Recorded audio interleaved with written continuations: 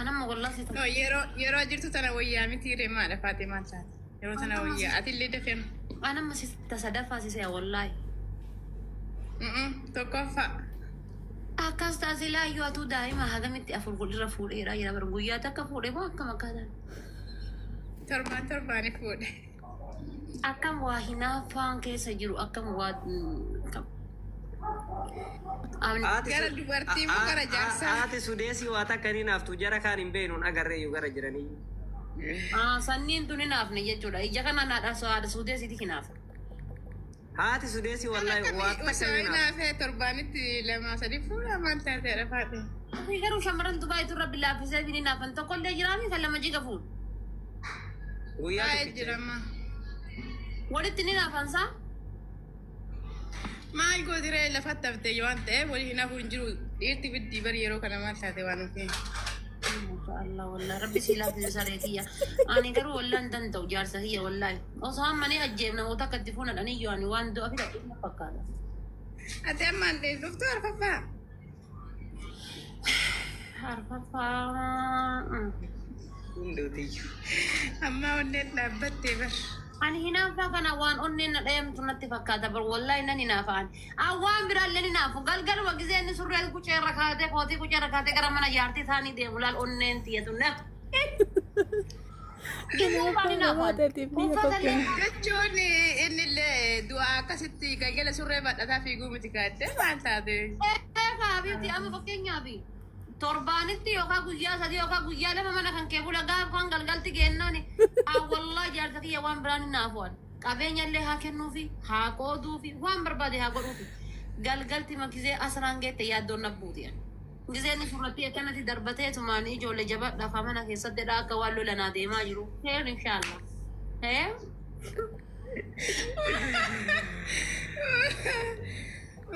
Fedhii malee na kofalchiiste bar anta akka aareellee hin beekullee. Daa'ima qabda ka daa'immanis obsita barati gisee amma singilii fara. Ijoollee gugurdaa sadii qaban. Anamma biyaan sitti mucaan kee fuudhuu gahee waan ajaa'ibu. Liji balijinati argatte kalafeeti. Waggaa 10 dura bar. Amma waliin guddachuufi bar wayyoo waan ofii. Wallahi masha Allah. Wallahi Wajjin guddannee netti. wallahi akka ajaa'ibaati rabbiin dhugaa si haa godhu wallahi yoo hin qabaanne illee yoo qabaattes rakkoota kan qabu. Hin qaban wallahi hin qaban. Afuriin gahuu deema maal taate? Yoo kabajaa walii qabaatanii hooma irra ciisanii hoomarraa nyaatantu nama gayaa abbootiin teenna dura haga 8tu fuudhaa turte gadaammaa tana keessaa wanni hundinuuyyuu badde malee wallahi hedduu galatoomisiin jedha qaalitii akkanumatti waliin itti fuufi rakkoota kan qabu. Takkallee ta'anii yoo walii galteen hin jiraanne haguma waan hin jirreeti. Lamallee ta'aniidhaa fi sadillee ta'aniidhaaf wanni baduu hin jiru. Waan ana garuu walii galteedha. Irra caalaa dhiirri ammaa waaqa isaaniitii hoola fuudhanii manatti hin galle malee alarratti hedduu fuudhanii jiran galee. Jechuun wanni maal akka ta'e beektaa waan ofii. Malee akka alarratti fuudhee hedduu baay'ata si galaa miti. Dhugaa dubbachuu fi dhiirota imaraatii keessatti kan manaan gahan caalaa kan alaatu baay'ata. Nama baay'ee nagada jirallee naannoo isaan Imaaraatii iyyuu miti bakkuma feetatti kaayiruma tana keessatti amma kaayiruma tana keessatti mana keessaa irra taalaa qabantu baay'ata si galee. Akkasii du'aa godhii fi Naan jiraatu malee. sudeesii baay'ee naasofsiisini nama baay'ee nama. Baqa foloo deebisii wajjin haasofna rakkoon hin jiru si dubbisaa ishee. Taate bareedduuti yashi. Ayyaanitti. Akkas yaada faate haati sudeesii tokkoffaa abbaan sudeesii haadha sudeesii waan addaa irraa qaba. Maal akka teessitti himu konkolaataa isaa ka qarshii 100 meeqa bidiraa biyya kanaatiin bite. Akkasumas immoo gadaa reesturaantii ati argitu kana hooggantuunis ka galgala galtuunis konkolaataa isiitiin deemti. Warri kun waan isiin hin hinaafneef fi amanilla ijoollee ofiitti amantii gadaa reesturaantiin akkuma ati argite kana lammaffallee gadaa reesturaantii gadaa istiidiyoo fi ammallee immoo odaa istiidiyoo fi kaafteeriyaa istiidiyoo lammaffaa banee finfinnee irratti illee ji'a kanaan booda hoteela ajaa'ibaa miliyoona 20 waliin bite qaba. Abbaa qabeenyaa biyya kanatti yeroo ammaan kanaa sochoosaa jiru qulfiin isii kun hoteelaa amma sa'aatii kana kaastamara isii hunda fittee galgala gara mana ijoollee isii galti baay'ee waan ittiin haftuu qabdu du'aayii godhis. Maashaallah wallahi.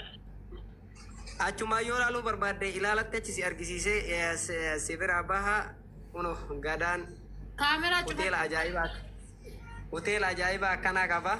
Nanti. Kana hunda qaba. Meeqaan naqa tarana masoo dhufee hojjedhe.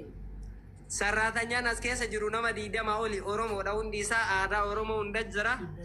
Ammallee hoteela ajaa'ibaa kana lama fakkaatu Finfinnee irratti illee alaan taa'uu barbaannan qaxarriin barbaachisu argite kun hundi hoteela ajaa'ibaa qaba.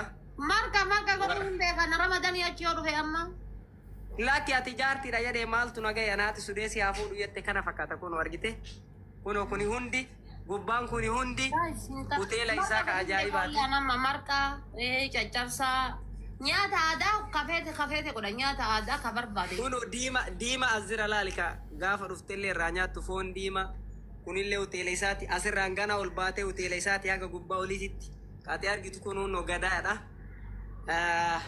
Kanaan isinii qopheesse chaalenjii dhugamatti. Namatti tola. Kana shanaffaayyuu yoo deeruman naman qoccoofa. Shanaffaa mijaaffaayyuu namichi yoo fuudhe anuyyuun salphadha kunoo kana fakkaata. Laal duubni suni iddooleen kunoo laal akka sa'aatii kanaa ta'anii eeganii. Chaalenjii ajaa'ibaa si haa godhu kasii kenname kana ka carraan si qabu kana ta'uu danda'a. Kana fakkaata yoo waan biraa waan jettu qabaatte malee ani sirraa baha. Inshallah wala sabona ki heddu galatoma bakkan injirna ya.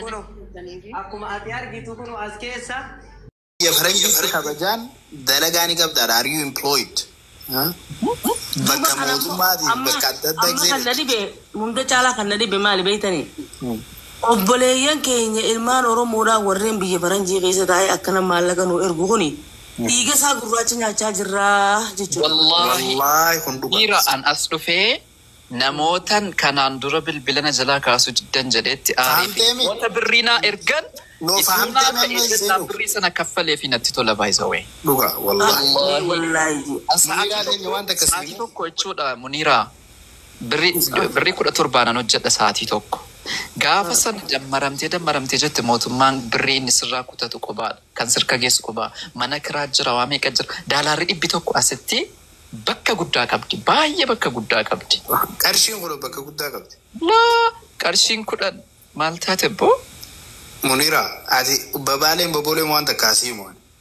Fakkeenyaaf namni akkamiin maallaqa guddaa harkate guyyaatti keessattuu yoo dalagaa tiraakaa yookaan dalagaa lamafaa yoo hojjette malee dooraala 120 dooraala 130 dabaru sii galee wanni Guyyaatti kan argattu. gizee mootummaa waa hunda sirraa murate beek. Dooraala 100 hamma san keessa nyaanni kee jira beek guyyaa san fakkeenyaaf. Sii galee kiraan manaa keetis san keessa jira. Bishaanii fi intarneeta keetiif hundi san keessa jira. Namni gizee maallaqa si gaafatu amma dooraala 100 yoo ergiteef nama si tuffatufaa jiran an nama dooraala 100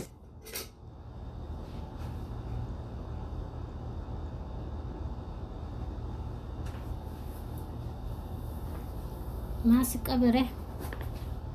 Bareeda